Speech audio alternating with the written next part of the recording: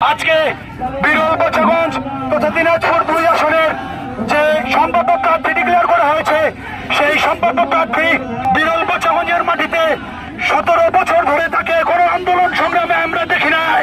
দেখেছি বিগত 17 বছর ধরে সে আওয়ামী লীগের সাথে হাতাহাত করে মাটিতে রাজনীতি করেছে। এই জন্য আমরা তার মনোনয়নকে বিরল বছরগঞ্জের আপামর জনসাধারণ ঘৃণা ভরে প্রত্যাখ্যান করছি। দিনাজপুর 2 বিরল বছরগঞ্জ আসলে পিনাক চৌধুরীকে মনোনীত হিসাবে মেনে নেবেন না, কারণ তিনি আওয়ামী লীগের সাবেক প্রতিমন্ত্রী বাবু সতীশ বাবুর সাথে দেখা করতে গিয়েছিলেন। একজন আওয়ামী লীগের দালাল, আমাদের মতো ছোটখাটো লোক, আমাদের নেতা কর্মী না। আমরা জেল হাজত হাইকোর্ট থেকে যা বলেছি, সে কোনোখানে কোনো জেল হাজতে যায় নাই, জেল হাজতে যায় নাই, সে কোনোদিন লোকে থাকে নাই। খালিদ মাহমুদের সঙ্গে আদালত করেছে চলছে।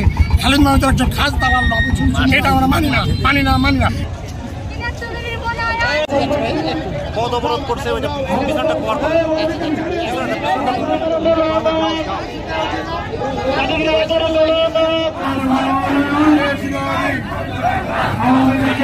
আজকে বিরল বছরগঞ্জ তথা দিনাজপুর 2 আসনের যে সম্ভাব্য প্রার্থী ডিক্লেয়ার করা হয়েছে, সেই সম্ভাব্য প্রার্থী বিরল বছরগঞ্জের মাটিতে 17 বছর ধরে তাকে কোনো আন্দোলন সংগ্রামে আমরা দেখি নাই।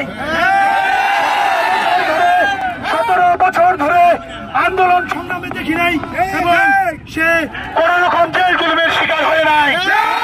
আমরা দেখেছি বিগত 17 বছর ধরে সে আওয়ামী লীগের সাথে হাতাহাত করে মাটিতে রাজনীতি করেছে। আমরা দেখেছি বিগত সময়ে বিরল বছরগঞ্জের মাটিতে যে মনোনয়ন প্রত্যাশীগণ ছিলেন, প্রত্যেকে জেল জুলুমের শিকার হয়েছেন।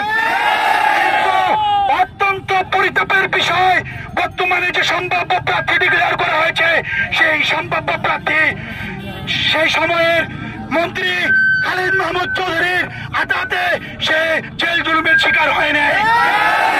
একই মামলায় যতজন আসামি ছিল, প্রত্যেকজন আসামি জেল জুলুমের শিকার হয়েছেন। কিন্তু এখানে একটি বিষয় উপলব্ধি করেছে বিরল বছরগঞ্জের মানুষ, যে প্রত্যেকজন আসামি একই মামলায় জেল হাজতে প্রেরণ করেছেন জজ সাহেব, কিন্তু সেই তথাকথিত সম্ভাব্য প্রার্থীকে জেল হাজতে প্রেরণ করতে হয় নাই। আমাদের একটাই দাবি এখন, যে বিগত সময় 17 বছর ধরে যেহেতু উনি আন্দোলন সংগ্রামের রাজপথে ছিলেন না, এই জন্য আমরা তার মনোনয়নকে বিরল বছরগঞ্জের আপামর জনসাধারণ ঘৃণা ভরে প্রত্যাখ্যান করছি। এই মনোনয়ন পুনরায় বিবেচনা করবার জন্য স্থায়ী কমিটির সদস্য এবং দেশনেত্রী বেগম খালেদা জিয়া এবং ভারপ্রাপ্ত চেয়ারম্যান তারুণ্যের দীপ্ত অহংকার তারেক রহমানের কাছে বিনীত অনুরোধ জানাচ্ছি।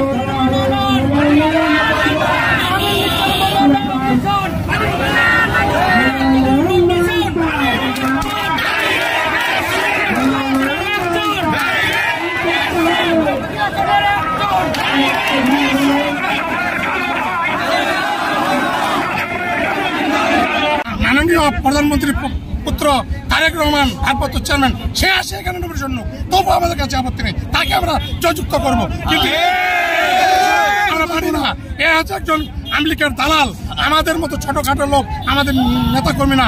আমরা জেল হাজত হাইকোর্ট থেকে যা বলেছি, সে কোনোখানে কোনো জেল হাজতে যায় নাই, জেল হাজতে যায় নাই, সে কোনোদিন লোকে থাকে নাই। খালিদ মাহমুদের সঙ্গে আদালত করেছে চলছে।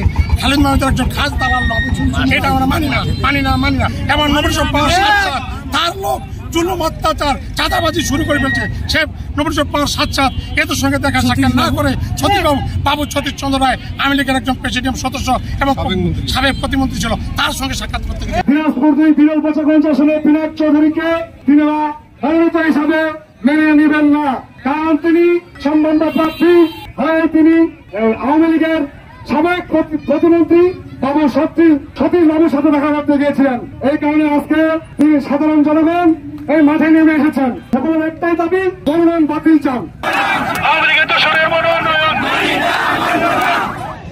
থেকে পুরস্কৃত করে এই মানব বন্ধনকে রুখে দিতে পারবে না।